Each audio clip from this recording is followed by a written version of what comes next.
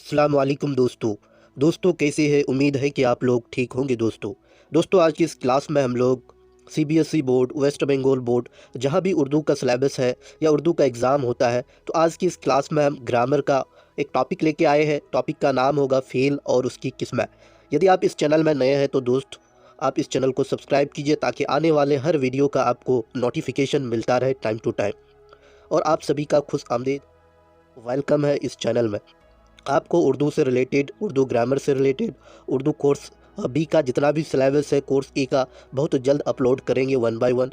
तो क्लास को शुरू करते हैं टाइम को वेस्ट किए हुए बिना। सबसे पहला हम लोग जानते हैं फ़ेल होता क्या है। फ़ेल को इंग्लिश में सबसे पहला हम वर्ब कहते हैं। क्या कहते हैं? फ़ेल को हम लोग इंग्लिश में वर्ब कहते हैं। तो वर्ब क्या होता है? सब कोई जानते हो। वर्ब का मीनिंग होता है काम का करना, यानी जिससे काम जाहिर हो। क्या जाहिर हो? काम जाहिर हो। उसी को हम लोग क्या कहते हैं? फ़ेल कहते हैं। जैसे दौड़ना, सोना, पीना, खाना, पढ़ना, रहना, जितने भी वर्ड होंगे लास्ट में ना आएगा तो आप लोग समझ जाना वो क्या होगा? फ़ेल होगा, यानी वर्ब होगा। एक्सेप्शन नाना नानी वगैरह को छोड़ करके, क्योंकि नाना नानी क्या है? नाउन है, यानी इसम है। तो फ़ेल किसको बोलते हैं? वह वर्ड जिससे किसी काम का, वह वर्ड कलीमा को इंग्लिश में वर्ड कहते हैं जिससे किसी काम का करना या होना जाहिर हो। इसको बोलते हैं जिससे किसी काम का करना या होना जाहिर हो, उसे ही हम लोग फ़ेल कहते हैं। इंग्लिश में वर्ब कहते हैं। जैसे एग्जाम्पल दिया हुआ है, तालिब इल्म किताब पढ़ रहा है, यानी स्टूडेंट किताब पढ़ रहा है। तो स्टूडेंट क्या है? यहाँ सब्जेक्ट है। तालिब इल्म क्या है? सब्जेक्ट है। किताब क्या है? ऑब्जेक्ट है। पढ़ रहा है यानी पढ़ना क्या है? वर्ब है। यानी पढ़ने का काम कौन कर रहा है? स्टूडेंट कर रहा है। तो पढ़ने का जो काम कर रहा है तो स्टूडेंट क्या होगा? सब्जेक्ट होगा। उर्दू में इसको फ़ाल कहते, फ़ाल कहते। यानी पढ़ना क्या हुआ? यहाँ फ़ेल हुआ, वर्ब हुआ। जैसे बच्चे खेलेंगे, खेलने का काम बच्चे कर रहे हैं, तो ये क्या है? खेलना वर्ब है। शकीला यहाँ आई है, शकीला आई है। कौन आई है? शकीला। आई क्या है? यहाँ वर्ब है। इन जुमलों में पढ़ना, खेलना, आई यानी आना फ़ेल है। फ़ेल मज़दर की अलामत ना, यानी जितने भी फ़ेल होगा आप कैसे पहचानेंगे? ना, लास्ट में क्या होगा? ना। जैसे जाना, खाना, पीना, देखना, आना वगैरह, ये सारे क्या है? फ़ेल है, वर्ब है। तो आप लोग को टेंशन नहीं लेना है। यदि आपको जुमले में पूछे और खोजने बोले कि इस जुमले में फ़ेल क्या है, वर्ब क्या है, तो आप आसानी से खोज सकते हैं। लास्ट में ना होगा या काम का करना या होना जाहिर होगा।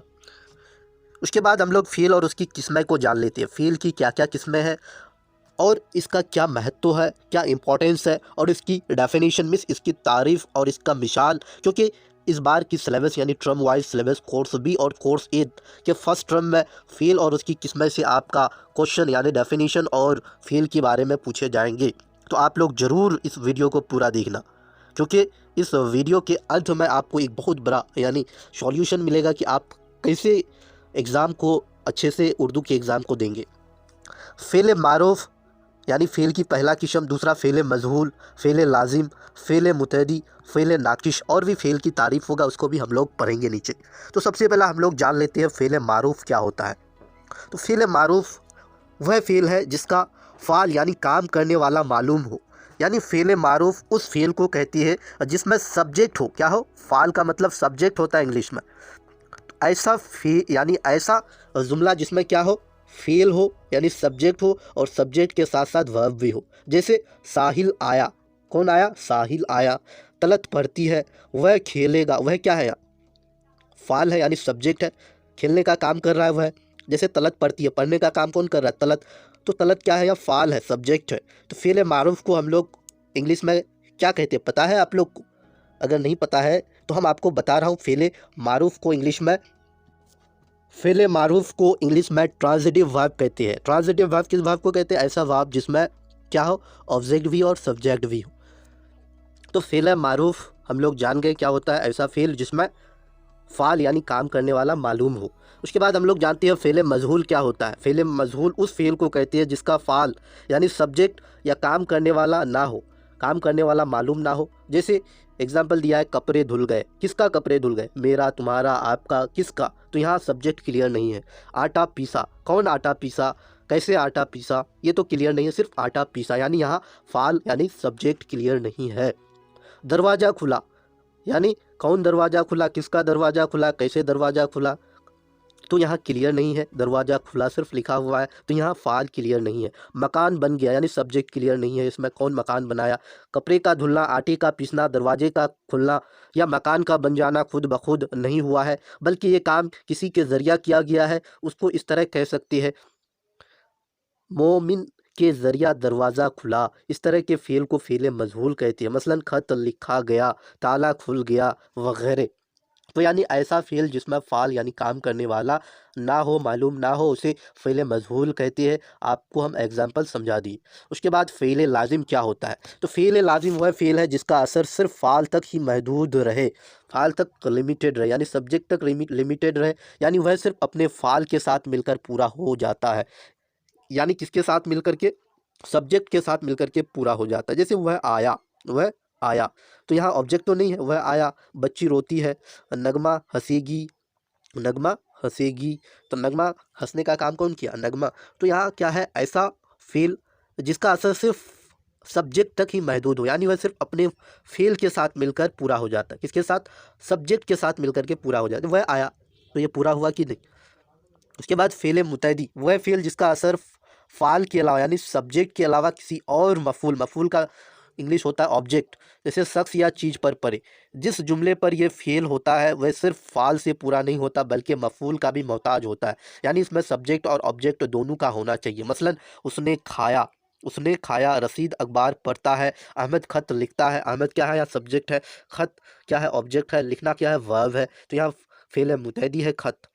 फ़ेल मुतैदी में फ़ाल के साथ यानी सब्जेक्ट के साथ ऑब्जेक्ट का होना ज़रूरी है, मगर ये ज़रूरी नहीं कि वह ज़ाहिर भी हो, ये भी ज़रूरी नहीं कि वह ज़ाहिर हो।